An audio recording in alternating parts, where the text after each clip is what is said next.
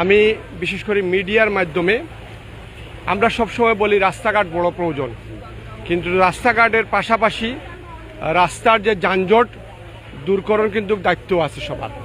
দেখেন, আমাদের বৃহত্তর সুবিধবাজার থেকে আখালি পর্যন্ত বিভিন্ন প্রাইভেট ভার্সিটি স্কুল কলেজের কারণে এই রকম ক্ষয়ক্ষতি হচ্ছে।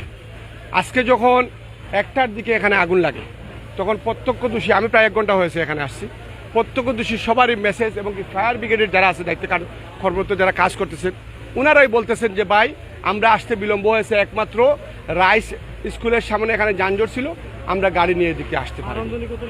আনন্দনিকেতন স্কুল, বুলবার্ড স্কুলের দিকে যানজট ছিল, আমরা আসতে কিন্তু আমাদের কষ্ট হয়েছে।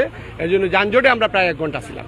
এই 1 ঘন্টা বিলম্বনার কারণেই আজকে এই মালিকের এই বিশাল ক্ষয়ক্ষতি হয়েছে। আসলে যে এই ব্যবসায়ীকে আমরা ছোটোবেলা থেকে চিনি, সেই অর্থ এলাকাতে থেকেই ব্যবসা বাণিজ্য চালিয়ে যাচ্ছে, অতি কষ্ট করে এই ব্যবসাটি সে দাঁড় করিয়েছে। বিগত প্রায় 10 বছর পিছনের কথা বলছে, এইরকম তার সাথে আরেকটি এরকম অগ্নিকাণ্ড হয়ে তার ক্ষয়ক্ষতি হয়েছিল।